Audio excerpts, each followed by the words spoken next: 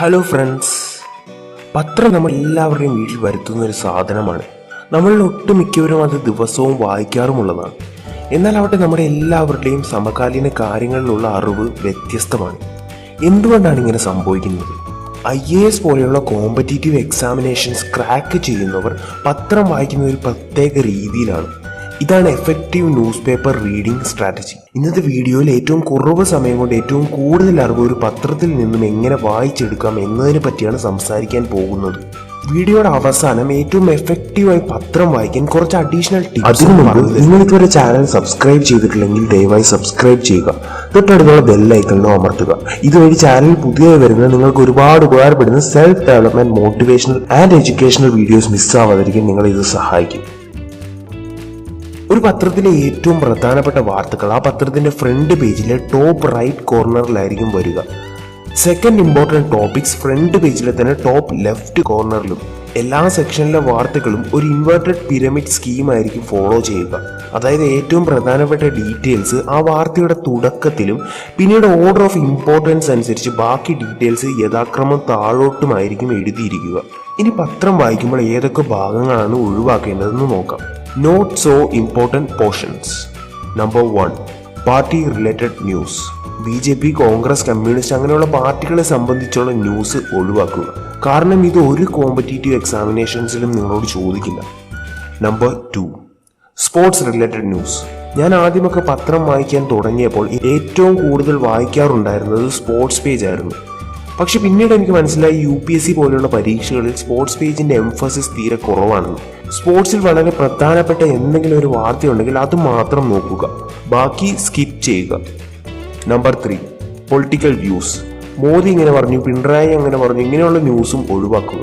ഇനി ഇത് കോൺസ്റ്റിറ്റ്യൂഷൻ പോലെയുള്ള എന്തെങ്കിലും ഇമ്പോർട്ടൻറ്റ് കാര്യങ്ങളുമായി ലിങ്ക് ഉണ്ടെങ്കിൽ അത് നോട്ട് ചെയ്യാൻ മറക്കരുത്. Number 4, crimes. And number 5, pending cases.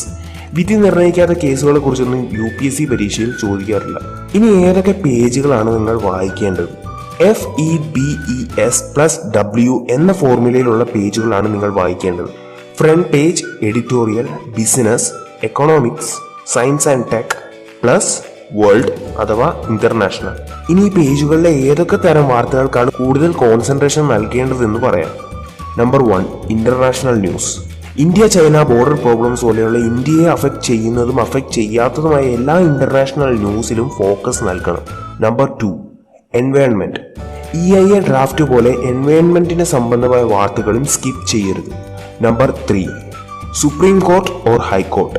Supreme കോടതിയോ അല്ലെങ്കിൽ ഹൈക്കോടതിയോ സംബന്ധമായ വിവരങ്ങൾ, കോടതി എടുത്ത തീരുമാനങ്ങൾ എന്നിവ വളരെ ഇമ്പോർട്ടൻ്റ് ആണ്. Number 4, government policies. Government approve ചെയ്ത പോളിസീസും അപ്രൂവ് ചെയ്യാൻ പോകുന്ന പോളിസീസിനെ സംബന്ധമായ വാർത്തകളും വായിക്കണം. Number 5, social issues. Woman empowerment പോലെയുള്ള സാമൂഹിക വിഷയങ്ങളിൽ എടുത്തു കാട്ടിയുള്ള വാർത്തകളും പ്രാധാന്യമുള്ളതാണ്. Number 6, health and medical. Corona വൈറസിനെതിരായ വാക്സിൻസ് കണ്ടുപിടിക്കുന്ന പോലെയുള്ള ന്യൂസ് നോട്ട് ചെയ്ത് വെക്കേണ്ടതുണ്ട്. ഇത്രയും കാര്യങ്ങളാണ് നമ്മൾ ശ്രദ്ധിക്കേണ്ടത്. ഇനി എഫക്റ്റീവായി ന്യൂസ് പേപ്പർ വായിക്കാൻ കുറച്ച് അഡീഷണൽ ടിപ്സ് പറഞ്ഞുതരാം. Skimming strategy. ഓരോ വാർത്തകളും അതിൻ്റെ ഹെഡ്ലൈൻസ് നോക്കി ക്വാളിഫൈ ചെയ്യുക. നേരത്തെ പറഞ്ഞിട്ടുള്ള കാറ്റഗറിയിൽ ഉൾപ്പെടുന്ന വാക്കുകളെല്ലാം ടിക്ക് ചെയ്തു പോവുക. ആദ്യത്തെ 2-3 സെന്റൻസ് വായിച്ചു നോക്കി ആ വാർത്ത നോട്ട് ചെയ്ത് വെക്കേണ്ട ആവശ്യകത ഉണ്ടോ ഇല്ലയോ എന്ന് തിരിച്ചറിയുക. Fold the paper while reading. പത്രം മുഴുവനായി വിടർത്തി വെച്ച് വായിക്കുന്നത് ഒരു ബുദ്ധിമുട്ടായി പലപ്പോഴും നമ്മൾക്ക് അനുഭവപ്പെട്ടിട്ടുണ്ടാകാം. ഏത് ഭാഗത്തിലെ വാർത്തയാണ് നമ്മൾ വായിക്കുന്നത്, പത്രം ആ ഭാഗം കാണത്തക്ക വിധത്തിൽ മാത്രം മടക്കി വെച്ചുകൊണ്ട് വായിക്കുന്നതാണ് ഏറ്റവും എഫക്റ്റീവ് ആയിട്ടുള്ള reading method. Set aside sections U completed. ഏതൊക്കെ പേജുകളിലെ വാർത്തയാണ് നമ്മൾ വായിച്ചു കഴിഞ്ഞത് ആ പേജുകൾ സൈഡിലേക്ക് മാറ്റി വെക്കുക. ഇത് നമ്മൾ എന്തോ വലിയ കാര്യം ചെയ്തു എന്നൊരു അക്കംപ്ലിഷ്മെന്റ് ഫീലിംഗ് നമ്മൾ ഉണ്ടാക്കിയെടുക്കും. അത് ഇനിയും കൂടുതൽ വായിക്കാൻ നമ്മൾക്ക് പ്രേരണ നൽകും. 2 എഫക്റ്റീവ് കമ്പാരിസൺസ്. അവസാനമായി പത്രവാർത്തകൾ TVയിൽ കാണുന്ന വാർത്തകളുമായി അതുപോലെ ഇന്റർനെറ്റിലൂടെ നമ്മളുടെ മുന്നിൽ എത്തുന്ന വാർത്തകളുടെ വീഡിയോ ക്ലിപ്പിംഗ്സുമായി കണക്ട് ചെയ്യാൻ ശ്രമിക്കുക. ഇത് നമ്മൾക്ക് ആ വാർത്തകളെ പറ്റി ഒരു കംപ്ലീറ്റ് ഓവർവ്യൂ നൽകും. അങ്ങനെ ഒരു എഫക്റ്റീവ് അണ്ടർസ്റ്റാൻഡിങ് അതിനെപ്പറ്റി നമ്മൾക്ക് ഡെവലപ്പ് ചെയ്തെടുക്കാൻ സാധിക്കും. അടുത്ത വട്ടം പത്രം വായിക്കുമ്പോൾ ഇത്തരം കാര്യങ്ങൾ മനസ്സിൽ വെക്കുമെന്ന് പ്രതീക്ഷിക്കുന്നു. നിങ്ങൾക്ക് വർക്കൗട്ട് ആയിട്ടുള്ള എന്തെങ്കിലും അഡീഷണൽ സജഷൻസ് ഉണ്ടെങ്കിൽ അല്ലെങ്കിൽ വേറെ എന്തെങ്കിലും ടോപ്പിക്കിൽ നിങ്ങൾക്ക് വീഡിയോ ആവശ്യമായി ഉണ്ടെങ്കിലും അത് കമന്റ് ബോക്സിലൂടെ അറിയിക്കുക. വീഡിയോ ഇഷ്ടപ്പെട്ടെങ്കിൽ ലൈക്ക് ആൻഡ് സബ്സ്ക്രൈബ് തീർച്ചയായും ചെയ്യുക.